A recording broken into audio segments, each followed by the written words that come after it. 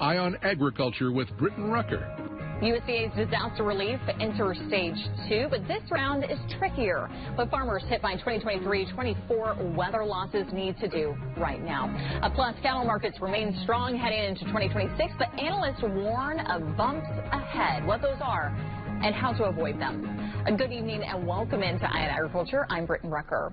Ag lenders say just about half of U.S. farm borrowers will turn a profit in 2025, the lowest outlook since 2016.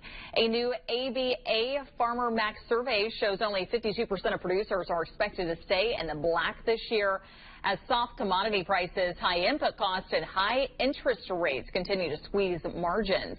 Nearly 93% of lenders expect farm debt to increase over the next year. Tyson Foods making major cuts to its beef business, announcing it will close its Lexington, Nebraska plant in early 2026. That facility, one of Tyson's largest, employing nearly 3,200 workers and capable of processing almost 5,000 head of cattle a day. Tyson will also scale its Amarillo, Texas plant down to a single full capacity shift, impacting another 1,700 employees. The company says the moves are part of an effort to right-size its beef division after reporting more than $1.1 billion in operating losses this past fiscal year. Industry analysts say packers have been struggling with negative margins as fed cattle supplies have dropped to their lowest levels since the 1950s. USDA rolling out its next phase of its supplemental disaster relief program, targeting farmers hit by weather losses in 2023 and 2024.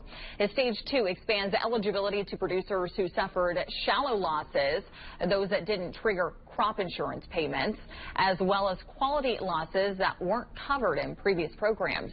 This round is more complex, and producers must enroll in person at their local FSA office. USDA urging farmers to call ahead, schedule appointments, and gather documentation now using the checklist on the FSA website.